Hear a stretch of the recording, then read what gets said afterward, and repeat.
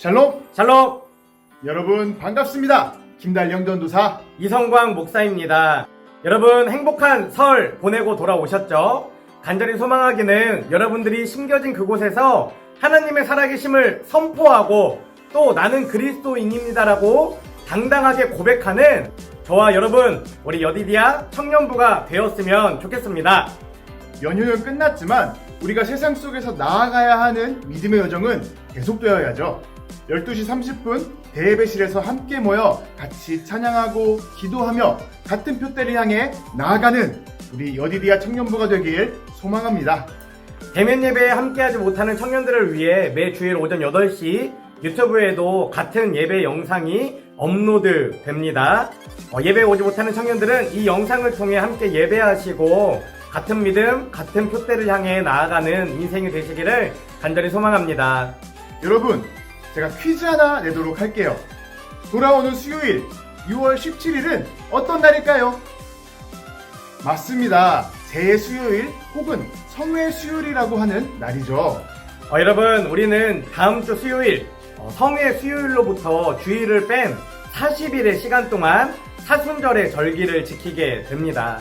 예수 그리스도의 죽으심을 묵상하고 그 죽으심에 동참하는 이 사순절 기간 동안 우리가 함께 말씀을 나눌 때에 그 복음에 대해서 다시 한번 고민하고 다시 복음으로 나아가기를 결단하는 귀한 시간이 되었으면 좋겠습니다. 그럼 이제 찬양으로 예배를 시작하겠습니다.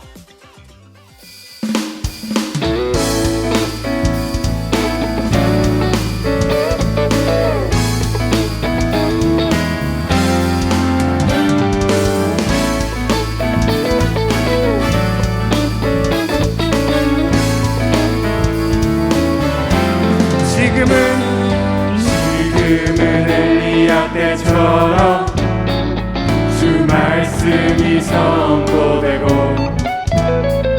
또 주의 종 모세의 때와 같이 언약이 성취되네. 비록 전쟁과 기근과 핍박 환난 날이 다가와도 광야에 외치는 소리 주의 길을 예비하라. 오라 주님 흐뭇하시고 나 밟을 때에 다시 오시네. 모두 외치세. 이는 은혜의 해니 시온에서 구원이 하네.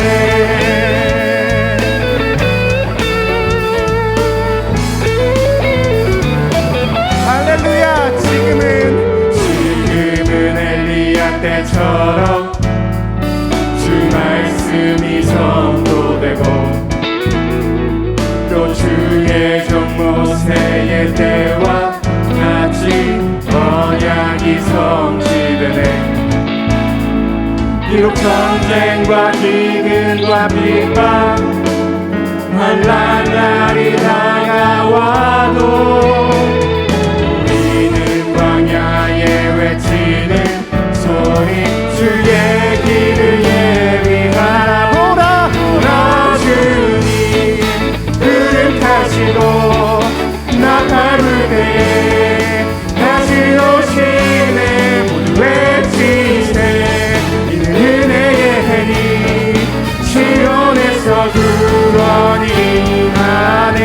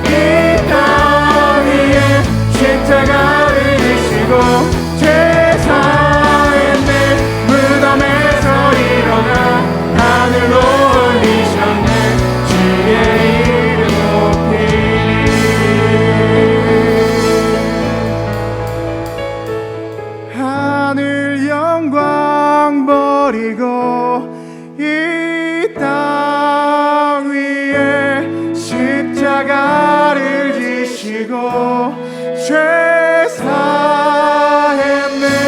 무덤에서 일어나 하늘로 올리셨네. 주의 이름 높이 하늘 영광 버리고 이 땅 위에 십자가를 지시고 죄 사했네. 무덤에서 일어나 하늘로 올리셨네. 주의 이름 높이 주님께 영광의 박수 돌리시겠습니다.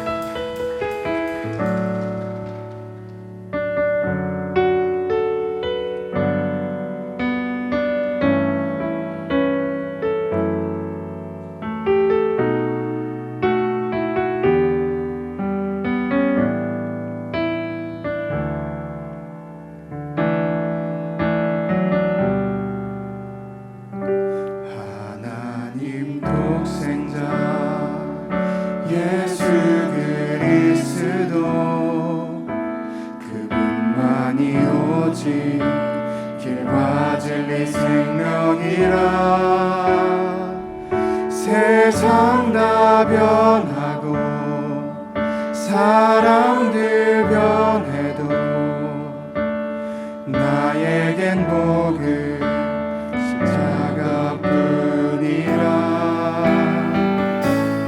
하나님 독생자 예수 그리스도 그분만이 나의 길과 진리 생명이라. 세상이 비웃고 사람들 떠나도 나에겐 복음 십자가뿐이라. 다시 복음으로 다시 십자가로 다시 하나님께로 나아갑니다. 오직 복음만이 오직 십자가만이 오직 하나님만이 나의 전부입니다.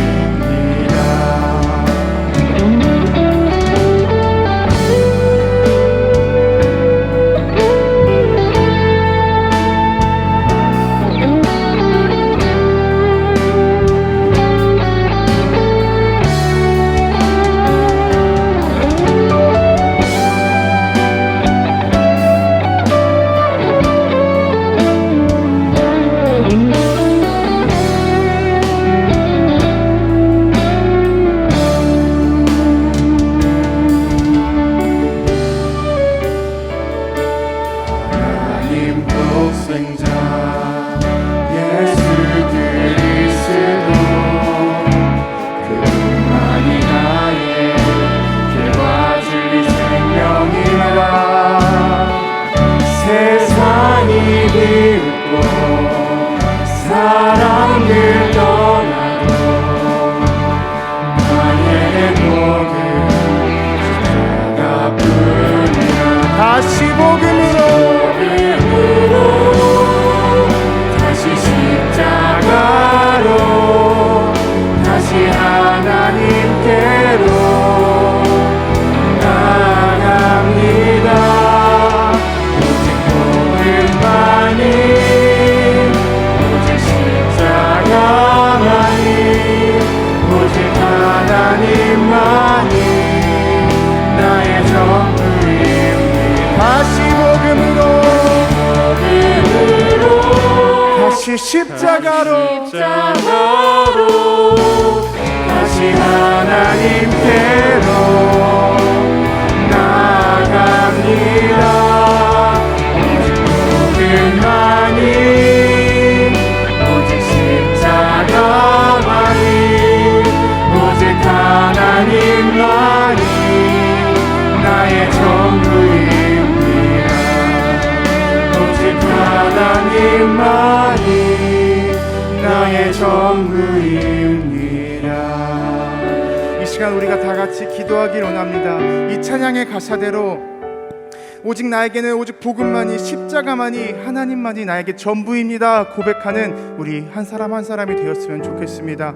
이 시간 다 같이 통성으로 주님의 이름 한번 외치고 기도하시겠습니다. 주여, 주님 들어주옵소서. 주님 함께해 주옵소서. 우리 시간 주님 나아갑니다. 이 시간 우리가 주님 나아갑니다. 오늘 주님 함께해 주시옵소서. 주님 저에게는 오직 주님의 복음만이, 주의 말씀만이 나의 전부이셨습니다. 주의 말씀만이, 복음만이, 우리의 앞에 사랑만이 필요하다고 고백합니다. 함께해 주옵소서. 우리에게 은혜를 더 부어주옵소서. 이끌어 주옵소서. 언제나 도와주시고 허락하여 주시옵소서.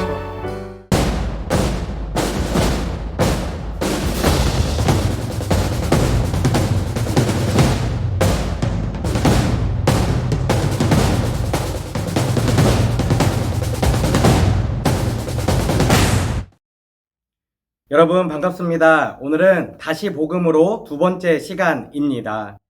우리가 오늘 누가복음 7장의 말씀을 함께 한 절 한 절 나눌 때에 예수님의 관심이 다른 사람이 아니라 나에게 있다는 사실을 발견하고 예수님께로 나아가기를 결단하는 저와 여러분이 되시기를 간절히 소망합니다. 먼저 오늘 본문 말씀 누가복음 7장 36절에서 50절 말씀을 우리가 한 목소리로 함께 읽도록 하겠습니다. 바리새파 사람 가운데서 어떤 사람이 예수께 청하여 자기와 함께 음식을 먹자고 하였다.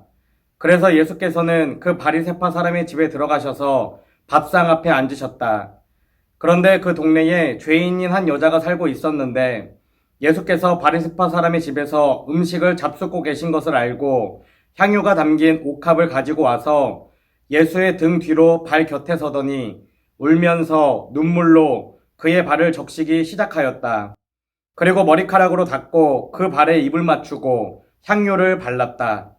예수를 초대한 바리새파 사람이 이것을 보고 혼자 중얼거리기를 이 사람이 예언자라면 자기를 만지는 저 여자가 누구며 어떠한 여자인지 알았을 터인데 저 여자는 죄인인데 하였다. 예수께서 그에게 말씀하시기를 시몬아 내게 할 말이 있다 하시니 시몬이 말하기를 선생님 말씀하십시오 하였다. 예수께서 말씀하셨다. 어떤 돈놀이꾼에게 빚진 사람이 둘 있었는데 한 사람은 500데나리온을 지고 또 한 사람은 50데나리온을 졌다. 둘이 다 갚을 길이 없으므로 돈놀이꾼은 둘에게 빚을 탕감해 주었다. 그러면 그 두 사람 가운데서 누가 그를 더 사랑하겠느냐? 시몬이 대답하기를 더 많이 탕감받은 사람이라고 생각합니다 하였다. 예수께서는 그에게 말씀하셨다. 내 판단이 옳다. 그런 다음에 그 여자에게로 몸을 돌리시고 시몬에게 말씀하셨다. 너는 이 여자를 보고 있느냐? 내가 내 집에 들어왔을 때에 너는 내게 발 씻을 물도 주지 않았다. 그러나 이 여자는 눈물로 나의 발을 적시고 자기 머리카락으로 닦았다. 너는 내게 입을 맞추지 않았으나 이 여자는 들어와서부터 줄곧 내 발에 입을 맞추었다. 너는 내 머리에 기름을 발라주지 않았으나 이 여자는 내 발에 향유를 발랐다. 그러므로 내가 내게 말하거니와 이 여자는 그 많은 죄를 용서받았다. 그것은 그가 많이 사랑하였기 때문이다.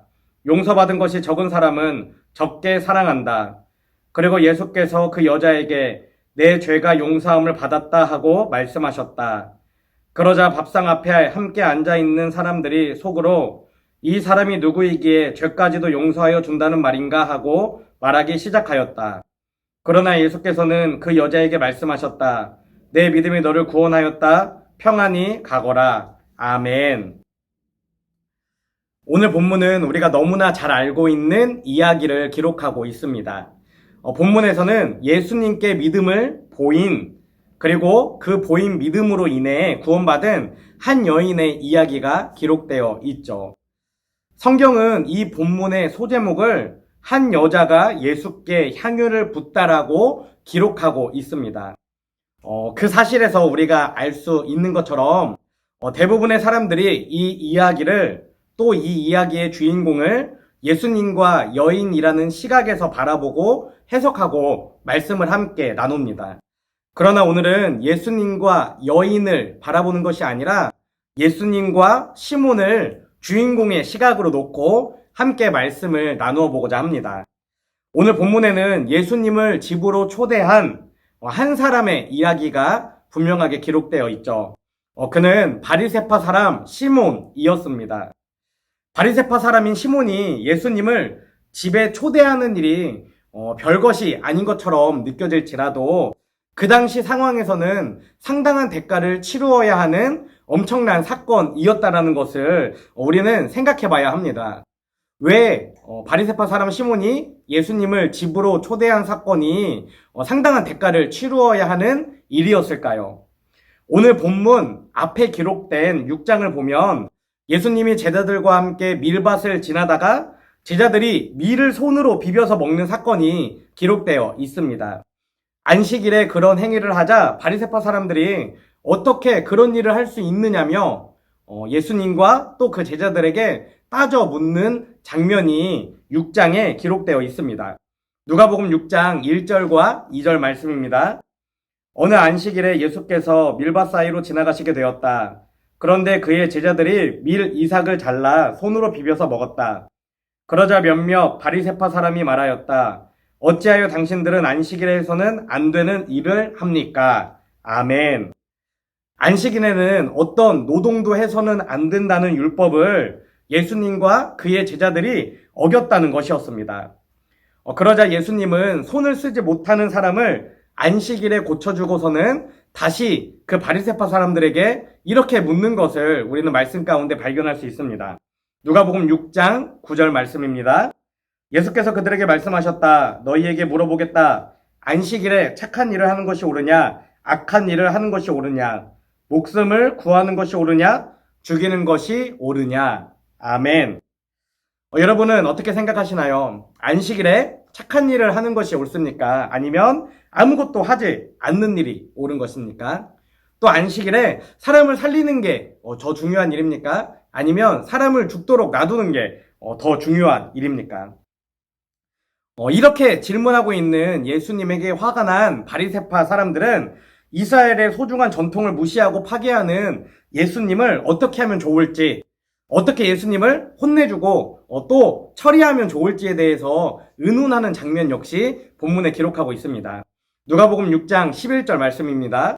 그러자 그들은 화가 잔뜩 나서 예수를 어떻게 할까 하고 서로 의논하였다. 아멘. 여러분, 예수님이 살아가던 당시에 예수님과 바리새파 사람들의 관계는 이런 것이었습니다. 바리새파 사람들은 어떻게 하면 예수님을 혼내주고 또 처리할 수 있을지를 늘 의논하고 있었다는 것이죠. 또한 그 당시 바리새파 사람들은 예수님을 향해 이렇게 부르고 있었습니다. 누가복음 7장 34절의 말씀입니다. 인자는 와서 먹기도 하고 마시기도 하니 너희가 말하기를 보아라, 저 사람은 먹보요 술꾼이요 세리와 죄인의 친구로구나 한다. 아멘. 먹보, 술꾼, 세리와 죄인의 친구. 이것이 당시 종교 지도자였던 바리새인들이 또 바리새파 사람들이 예수님을 향해 붙인 별명이었습니다. 여러분, 그 당시의 분위기가 대략 이랬습니다.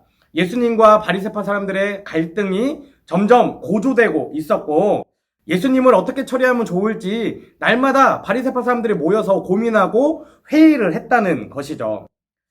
그렇게 삭막한 분위기 가운데에 바리새파 사람 시몬, 그 사람이 예수님을 자기의 집으로 초대한 사건이 오늘 본문에 기록되어 있는 것입니다.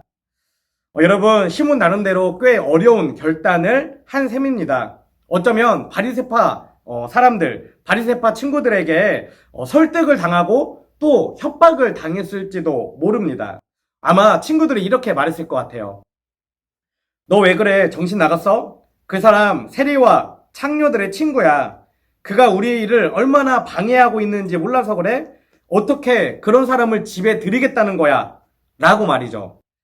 이것은 바리새파 사람들 안에서 시몬이 외톨이가 되고 또 위협과 어려움을 당할 수도 있는 그런 상황이었다는 것을 우리는 짐작해 볼 수 있습니다. 그런데 그럼에도 불구하고 시몬은 예수님을 자기의 집에 초청했습니다.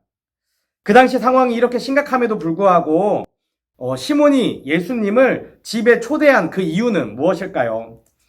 시몬은 예수님에 대한 단순한 호기심을 넘어서서 예수님이 선지자, 예언자일지 모른다라고 생각한 것을 우리는 본문을 통해 발견할 수 있습니다.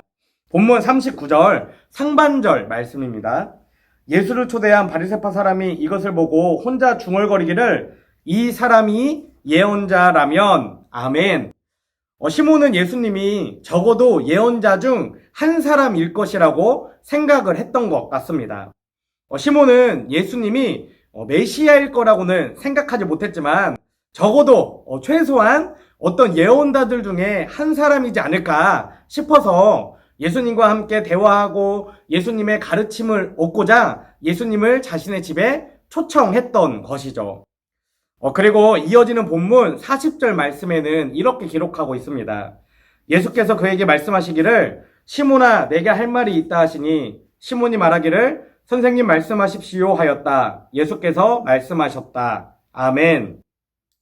이처럼 시몬이 예수님께 선생님 말씀하십시오 라고 대답한 걸 보면 기본적으로 예수님에 대한 존중 또한 가지고 있었다라는 것을 우리는 본문을 통해 알 수 있죠. 그러나 예수님을 위대한 예언자 중 한 사람이라고 생각하고 초대한 시몬, 또 예수님께 선생님이라고 존경심을 표한 시몬임에도 불구하고 이상한 점들이 있다는 것을 우리는 본문을 통해 또 발견할 수 있습니다. 본문 44절에서 46절의 말씀입니다. 그런 다음에 그 여자에게로 몸을 돌리시고 시몬에게 말씀하셨다. 너는 이 여자를 보고 있느냐? 내가 내 집에 들어왔을 때에 너는 내게 발 씻을 물도 주지 않았다. 그러나 이 여자는 눈물로 나의 발을 적시고 자기 머리카락으로 닦았다. 너는 내게 입을 맞추지 않았으나 이 여자는 들어와서부터 줄곧 내 발에 입을 맞추었다. 너는 내 머리에 기름을 발라주지 않았으나 이 여자는 내 발에 향유를 발랐다. 아멘. 여러분, 시몬은 예수님이 위대한 한 예언자일 것이라고 생각을 했지만 예수님께 발을 씻을 물도 내어주지 않았고 예수님께 입을 맞추지도 않았고 예수님께 기름을 발라드리지도 않았다는 것을 오늘 본문을 통해 우리는 발견할 수 있습니다. 여러분, 이것은 당시 이스라엘 풍습에서 보면 상당히 예외적인 일입니다. 이스라엘은 먼지가 많은 지역이라 귀한 사람 또 소중한 사람이 집에 들어오면 발 씻을 물을 내어주고 또 환대하는 의미로 그의 볼에 뺨을 맞대고 또 입을 맞추며 기름을 발라주는 것, 그것이 관례였기 때문입니다. 이것은 시몬이 예수님을 어느 정도로 여겼는지에 대해 분명하게 기록하고 있는 내용이죠. 예언자일지 몰라서 예수님을 집에 초대하기는 초대했지만 계속해서 의심하고 또 미심적인 태도를 가지고 예수님을 대하고 있다라는 것입니다. 그래서 계속해서 예수님을 관찰하면서 혼자 이렇게 중얼거리는 것을 우리는 발견할 수 있습니다. 본문 39절 하반절의 말씀입니다. 이 사람이 예언자라면 자기를 만지는 저 여자가 누구며 어떠한 여자인지 알았을 터인데 저 여자는 죄인인데 하였다. 아멘. 시몬은 예수님을 향해 이 사람이 예언자라면 알았을 텐데 라고 분명하게 말합니다. 예수님이 예언자일 것 같아 일단 위협을 무릅쓰고 예수님을 집안에 초대하기는 했지만 그것도 온전히 믿지 못하고 의심하며 예수님의 행동을 계속해서 예의주시하고 관찰하고 또 평가하고 있었다라는 것입니다. 여러분, 성경에는 시몬이 자신을 어떤 사람으로 여겼는지에 대해서는 직접적으로 기록하고 있지 않습니다. 다만 39절에 시몬이 그 여인을 향해 그 여자는 죄인인데 라고 중얼거렸다는 것을 우리는 볼 수 있죠. 당시에는 어떤 여인을 향해 죄인이라고 이야기했다면 대부분 성매매하는 여성을 가리키는 것이었습니다. 여기서 우리는 시몬이 여인을 향해 그 여자는 죄인인데 라고 말하면서 여인과 자신을 분명하게 분리하는 태도를 통해 시몬이 자신 스스로를 어떻게 생각하고 있는지에 대해 간접적으로 알 수 있습니다. 그 여자는 죄인인데 라는 말에는 자신은 의인이라는 자의식이 분명하게 깔려 있는 것입니다. 이 같은 자의식을 우리는 비교 우의적 의라고 말할 수 있습니다. 우리는 다른 사람과 자신을 비교하며 이렇게 생각할 때가 너무나 많이 있죠. 저 사람은 죄인이 맞아. 어떻게 저런 식으로 살지? 더럽고 추하고 끔찍하다. 나는 적어도 저렇게는 안 살아 라고 말입니다. 다시 말해서 비교우의적 의는 다른 사람과 나를 비교하는 가운데에 나의 정체성을 찾게 되는데, 특히나 자기보다 못나거나 또 자기보다 약한 사람을 비교 상대로 삼아서 저 사람보다는 내가 낫다라고 생각하는 것입니다. 사실 시몬은 종교적으로나 또 사회적으로나 지도층에 속하는 바리새파 사람이 분명했습니다. 윤리적으로도 깨끗했고 종교적으로도 모두의 모범이 되고 또 경제적으로는 분명히 중산층 이상으로 살아가는 사람이었을 것입니다. 시몬 스스로도 주변의 사람들이 자신을 이렇게 평가하고 있었고 또 이것을 자기가 분명하게 붙들고 자랑하며 살아갔을 것 같습니다. 시몬은 이렇게 생각하지 않았을까요? 내가 대단한 사람은 아니어도 다른 사람에게 피해주지 않고 바르고 올곧게 사는 사람이야.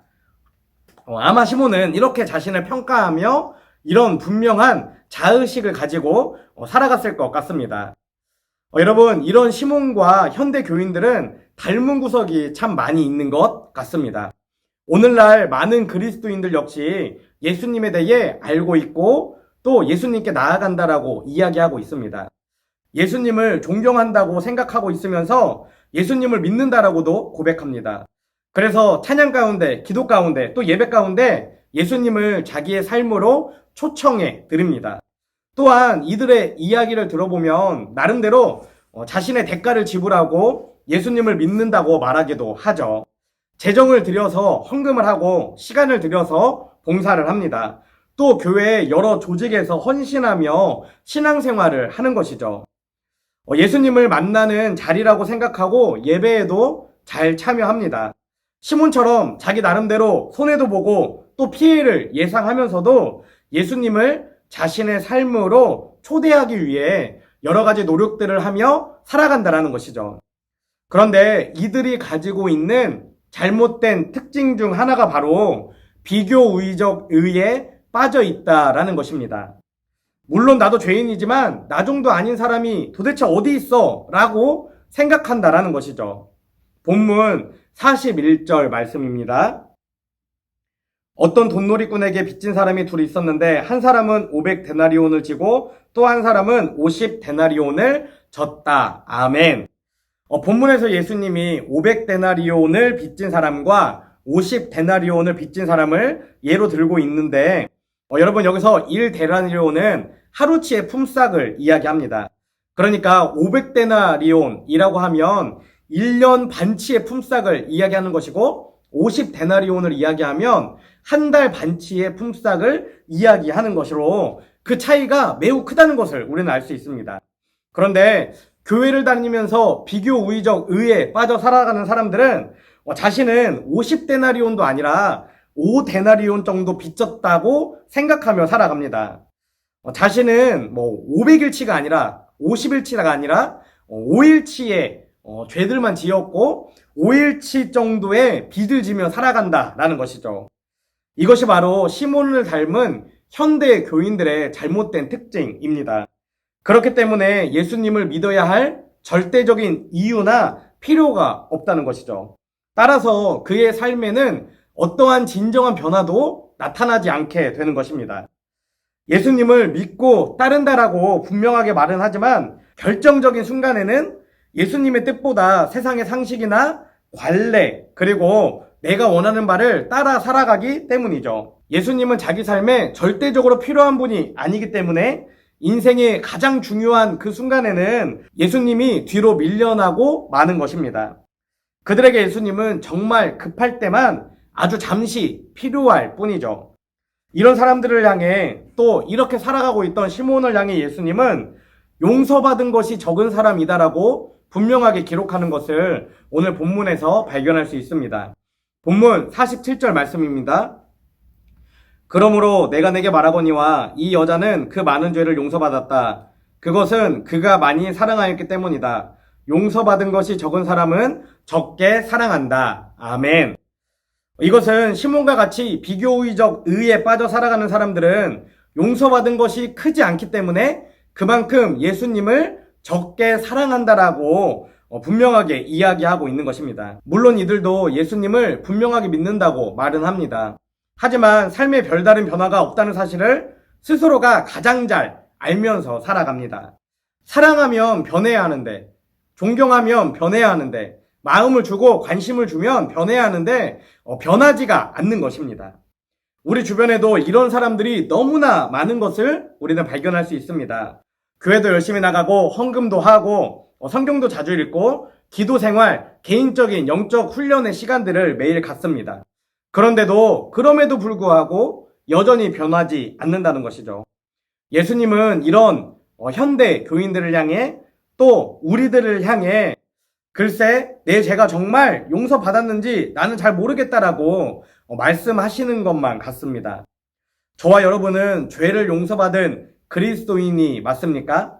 5데나리온이 아니라 500데나리온의 죄를 용서받은 그리스도인 맞습니까? 그 용서에 합당한 큰 사랑으로 예수님을 사랑하는 그리스도인이 맞나요? 우리는 이 질문에 스스로 답해보고 반드시 자신을 점검해 봐야 합니다. 이제 시몬을 잠시 옆에 두고 예수님의 발을 닦은 여인을 우리가 함께 바라보았으면 좋겠습니다.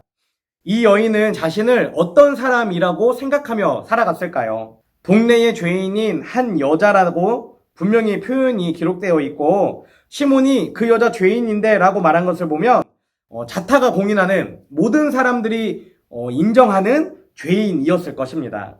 세상 사람들이 자신을 향해 죄인이라고 하니까 스스로도 그렇게 느끼며 살아갔을지 모르죠.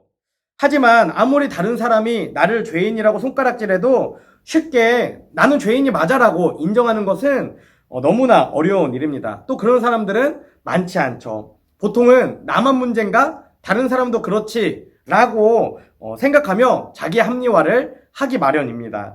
그런데 이 여인은 자신이 죄인이라는 그 말을 받아들였다라는 것을 오늘 본문 가운데 우리는 발견할 수 있습니다. 여인의 깊은 내면, 그곳에서 어떤 일이 벌어지고 있는지 우리가 다 들여다볼 수는 없지만 한 가지 분명한 것은 스스로를 죄인이라고 여기고 있다라는 것이죠. 본문 37절과 38절에 이렇게 기록되어 있습니다. 그런데 그 동네에 죄인인 한 여자가 살고 있었는데 예수께서 바리새파 사람의 집에서 음식을 잡숫고 계신 것을 알고 향유가 담긴 옥합을 가지고 와서 예수의 등 뒤로 발곁에 서더니 울면서 눈물로 그의 입으로 닦고 그 발에 입을 맞추고 향유를 발랐다. 아멘.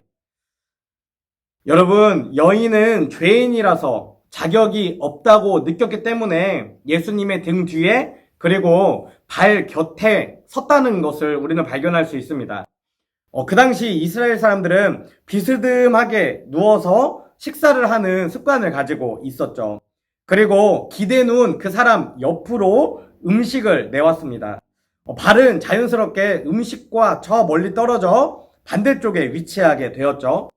오늘 본문의 여인은 바로 그 발꿈치 뒤에 와서 눈물로 예수님의 발을 적시고 자기 머리털로 예수님의 발을 닦고 그 발에 입을 맞추고 향유를 뿌렸다라고 분명하게 기록하고 있습니다. 여인은 감히 예수님 앞으로 나서지도 못하고 그렇게나마 예수님의 발끝에서나마 자신의 마음을 예수님께 표현했던 것이죠. 나같이 더러운 죄인이 어떻게 감히 이분 앞에 나아가, 이런 마음이 여인을 그렇게 행동하도록 만들었다라는 것입니다. 여러분, 그런데 이 여인의 행동에는 자신이 죄인이라는 자의식뿐만 아니라 예수님에 대해 뭔가 믿는 구석이 있다는 것을 우리는 또한 발견할 수 있습니다. 당시 성매매 여성들은 합법적으로 재산을 모아 부를 축적할 수 있는 마땅한 수단이 없었습니다. 그래서 성매매 여성들은 보통 향유를 많이 모았다라고 합니다. 그렇게 조금씩 모은 향유, 어쩌면 전 재산일지 모르는 그 향유를 예수님에게 가져왔습니다. 그러고는 눈물로 예수님의 발을 적셔서 머리를 닦고 그 발에 입을 맞추고 향유를 부었다는 것이죠. 이것은 그 당시 매우 충격적인 사건이었습니다. 여러분, 여기서 눈물은, 이 여인이 흘렸던 눈물은 회개를 의미합니다. 그리고 머리털로 닦은 것은 봉사를 의미하는 것이죠. 또한 발에 입을 맞췄다라는 것은 순종과 존경을 의미하며 향유를 붓는 것은 자기가 가진 모든 것을 내어드리는 최선의 헌신을 의미합니다. 하여튼 이 여인은 예수님께 자신이 가지고 있는 모든 것을 다 바쳤다라는 것이죠. 여인은 왜 이런 행동을 한 것입니까? 오늘 본문 앞에 기록된 말씀들을 통해 우리는 예수님이 레위 집에 찾아가 세리와 함께 먹고 마셨다라는 것을 발견할 수 있죠. 지난주 누가복음 5장 말씀을 통해 함께 나누었죠. 예수님은 당시 사람 취급도 받지 못했던 그런 자들의 소굴에 들어가서 그들과 함께 먹고 마시고 그들의 친구가 되었다라는 것을 이 여인은 알고 있었을 것입니다. 여인은 그런 예수님을 보았고 그렇기 때문에 감히 범접하기 어려운 그런 분이지만 반면에는 자신과 같이 천하고 어렵고 죄인이라고 말하는 사람들과 함께 이야기하는 너무나 좋은 분이라고 믿었던 것이죠. 딱 봐도 귀한 선생님인데 이렇게 놀라운 분이 나 같은 사람과 친구가 되어주시다니 이런 감격이 이 여인에게 있었고 이 여인으로 하여금 이런 행동을 하도록 인도했다라는 것입니다. 여러분, 이처럼 진정한 감동과 감격, 존중에서 비롯된 사랑은 아무것도 막을 수 없습니다. 어떤 수치나 부끄러움도 그 사랑의 표현을 막지 못한다는 거죠.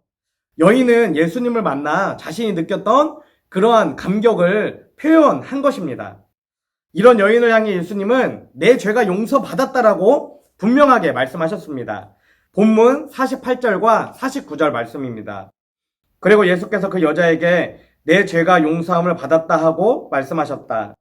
그러자 밥상 앞에 함께 앉아있는 사람들이 속으로 이 사람이 누구이기에 죄까지도 용서하여 준다는 말인가 하고 말하기 시작하였다. 아멘. 예수님이 내 죄가 용서받았다라고 분명하게 말씀하시니까 그 자리에 모인 많은 사람들이 도대체 자기가 누구라고 죄를 용서해 라고 서로 이야기하면서 수군거리기 시작했다라는 것이죠. 오직 하나님만이 죄를 용서하실 수 있는데 자기가 뭐라고 용서해? 라는 반응이었습니다. 사실 예수님은 내 죄가 용서받았다라는 말보다 더 중요한 의미의 이야기를 하고 있는 것입니다. 그것은 예수님 자신이 누구인가를 이 말씀을 통해 스스로 드러내셨다라는 것이죠. 예수님은 사람들의 죄를 용서할 수 있는 분이라는 것입니다. 이 여인이 어떻게 해서 죄를 용서받을 수 있었는지에 대해 지금 읽고 있는 본문 말씀으로는 정확히 알기가 어렵습니다. 신학자들은 이것을 놓고 논쟁을 벌이기도 합니다. 단지 예수님을 사랑했기 때문이라거나 자신의 모든 것을 들여 믿음을 증명했기 때문이라고도 이야기하죠. 하지만 여기서 우리가 분명하게 주목해야 하는 사실은 예수님은 여인의 죄를 용서할 수 있는 분이시다라는 것입니다.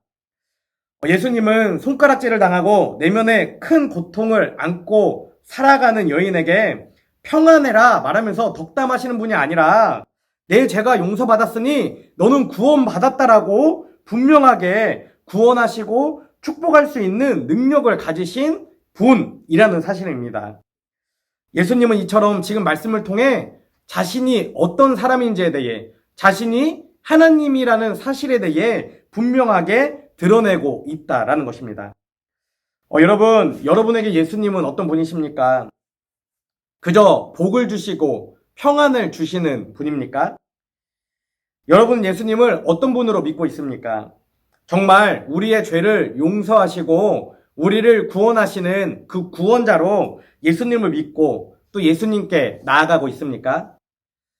많은 사람들이 믿음을 간절함이라고 이야기합니다. 간절히 믿으면, 간절히 기도하면, 또 간절히 예수님께 나아가면 다 이루어질 것이라고 생각합니다. 맞습니다. 간절함은 믿음에서 빠질 수 없는 너무나 중요한 요소가 분명합니다.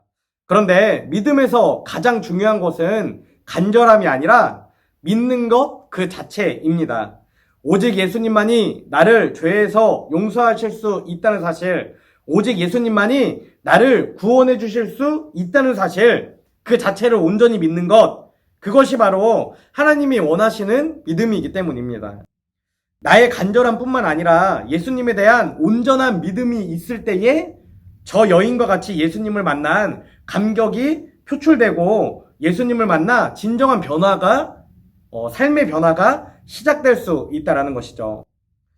간절함을 통한 나의 노력이나 나의 의가 아니라 살아계신 하나님, 구원자 되신 예수님을 온전히 믿음으로 변화되고 구원을 얻는 저와 여러분이 되시기를 간절히 소망합니다. 여러분, 지금까지 예수님을 중심으로 시몬과 여인의 시각에서 우리가 말씀을 나누어 보았습니다. 처음 말씀을 시작하며 여러분들에게 전해드린 것처럼 많은 사람들이 이 본문의 주인공을 죄사함을 받고 구원을 받은 여인이라고 생각합니다. 그러나 놀랍게도 이 본문의 주인공은 여인이 아니라 시몬이라는 것을 우리는 발견할 수 있습니다. 시몬의 집을 찾은 예수님에게 다시 한번 우리가 집중해 보기 원합니다. 예수님은 시몬의 초대에 응했습니다. 그리고 시몬의 집으로 찾아가 시몬의 친구가 되어 주셨죠. 이것은 바리새파 사람 시몬이 대가를 지불해야 했던 것처럼 예수님 또한 대가를 지불해야 하는 너무나 위험한 일이었습니다. 그 당시 바리새파 사람들과 예수님의 갈등이 최고조에 이른 상태였습니다. 예수님이 그 바리새파 사람 시몬의 집에 간다면 해코지를 당하거나 아니면 위협적인 행동을 당할 수밖에 없는 일촉즉발의 상황이 일어났을 수도 있는 것이죠. 이처럼 예수님 또한 위협을 무릅쓰고 이 바리새파 사람 시몬의 집에 발을 들였다라는 것입니다. 여기서 우리가 생각해 봐야 하는 것은 예수님이 시몬의 집을 방문한 진짜 중요한 목적은 바로 시몬이었다라는 것입니다. 예수님은 단순히 시몬의 친구가 되거나 아니면 그에게 스승이 되기 위해 시몬의 집을 방문한 것이 아닙니다. 예수님의 진짜 목적을 나타내는 표현이 본문 44절에 기록되어 있습니다. 44절 상반절 말씀입니다. 그런 다음에 그 여자에게로 몸을 돌리시고 시몬에게 말씀하셨다. 아멘. 그 여자에게로 몸을 돌리시고 시몬에게 말씀하셨다라는 것입니다. 이것은 향유로 발을 닦고 있는 여인 쪽으로 얼굴은 향하고 있지만 이 말씀은 계속해서 시몬을 향해 하고 있었다라는 것을 이야기하고 있는 것이죠. 여기서 우리는 한 가지 사실을 분명하게 알 수 있습니다. 여인과의 만남, 여인과의 교제 가운데에서도 또 여인을 칭찬하는 그 가운데에서도 예수님의 관심은 시종일관 시몬을 향해 있었다라는 것이죠. 맞습니다, 여러분. 예수님의 관심은 처음부터 시몬이었습니다. 시몬은 세리나 죄인에 비해 자신이 더 의롭다고 생각하는 사람이었죠. 하나님이 절대적으로 필요한 사람은 자신이 아니라 따로 있다라고 생각했던 사람이었습니다. 시몬은 구원받기 위해 예수님을 만나고자 했던 것이 아니라 그저 예수님과 만나서 진리에 대해 대화하고 배우고 싶어 했을 뿐이었을 것입니다. 아니, 어쩌면 그는 예수님이라는 그 당시 굉장히 이슈가 되고 있는 그 사람을 자신의 집으로 초대해서 어쩌면 그 사람과 대화를 나눌 수 있을 정도로 마음이 열려있는 그런 사람이라는 평판을 받고 싶은 가식에 가득 찬 사람이었는지도 모르죠. 그러나 예수님은 전혀 다른 목적을 가지고 이 시몬의 집에 찾아가셨습니다. 예수님이 시몬과 나눈 이야기의 결론은 무엇이었습니까? 여인의 죄가 용서받았다라는 것이었습니다. 예수님은 이것을 통해 시몬에게도 간접적으로 이렇게 말씀하고 있는 것입니다. 시몬아, 너도 이 여인과 같은 죄인이다. 이 여인과 비교해 자신을 의인이라고 생각하겠지만 알고 보면 너도 똑같은 죄인이야. 이제 내 죄도 용서받고 구원을 받아야 한다. 라고 말입니다. 이처럼 예수님은 시몬의 집에서 벌어진 이 사건을 통해 시몬의 마음의 문을 두드리고 계신 것입니다. 그렇다면 예수님을 만난 시몬, 예수님을 통해 마음의 두드림을 받은 이 시몬은 어떻게 변화되었을까요? 아쉽지만 본문에는 더 이상 이 시몬의 이야기가 기록되어 있지 않습니다. 예수님을 만난 시몬에게 어떤 큰 변화가 일어났는지 아니면 아무런 변화도 일어났는지 우리는 알 수가 없습니다. 그러나 시몬에게 변화의 출발점이 주어진 것은 분명합니다. 예수님과의 만남을 통해 자신의 모습을 성찰하기 시작했다면 변화가 시작될 것이 분명하기 때문이죠. 누군가와 자신을 비교하며 스스로 의인이라고 여겼던 비교의적 의가 얼마나 큰 착각이었으며 또 심각한 문제였는지를 깨닫고 내 죄가 용서받았다라고 선언하는 이 예수님이 누구인지를 계속해서 탐구하고 연구하고 예수님을 향해 나아갔다면 아마도 그에게 진정한 변화가 분명히 일어났을 것입니다. 오늘 본문 가운데 우리가 기억하기 원하는 것은 예수님은 그 누구보다 시몬을 만나기 위해 시몬의 집에 찾아가셨다라는 사실입니다. 이와 마찬가지로 예수님은 다른 그 누구보다 나를 만나기 위해 이 시간 이곳에 나에게 찾아오셨습니다. 오늘 설교 제목처럼 예수님의 관심은 나에게 있습니다. 예수님의 관심은 비교의적 의에 빠져 다른 사람과 나를 비교하며 살아가는 나에게 있다는 것이죠. 예수님을 만나야 하는 것은 다른 사람이 아니라 바로 나입니다. 죄를 회개하고 용서받아야 하는 것도 다른 사람이 아니라 바로 나이죠. 죄사함을 받음으로 구원을 받아야 하는 것 역시 바로 나입니다. 예수님이 필요해 보이는, 말씀이 필요해 보이는, 신앙의 더 깊은 그 깊이가 필요해 보이는 저 사람이 아니라 바로 내가 예수님을 만나야 하고 또 나를 만나기 위해 예수님이 나에게 문을 두드리고 계신다라는 것이죠. 이제 우리가 해야 하는 것은 예수님을 향해 5데나리온 빚진 자처럼 나아가는 것이 아니라 500데나리온을 빚진 자처럼 나아가는 것입니다. 더 감사함으로, 더 사랑함으로, 더 예수님을 갈망함으로 예수님을 향해 나아가는 것입니다. 또 예수님이 누구신지 살아계신 하나님이시며 우리의 구원자가 되신다는 사실 그 자체를 믿어야만 합니다. 내가 간절히 믿는다고 해서 되는 것이 아니라 능력의 근원이 되시는 예수님 그 자체를 바라보고 알고 온전히 믿는 것입니다. 이 시간 함께 예배하는 저와 여러분은 예수님의 관심이 나에게 있다는 그 사실을 기억하며 나를 찾아오시고 나를 만져주시고 나를 변화시켜 주실 예수님을 향해 한 걸음 한 걸음 걸어 나아가는 우리 여디디아 청년들 저와 여러분이 되시기를 간절히 소망합니다. 여러분, 오늘은 3가지 기도 제목을 놓고 우리가 함께 기도하고 말씀을 마치기 원합니다.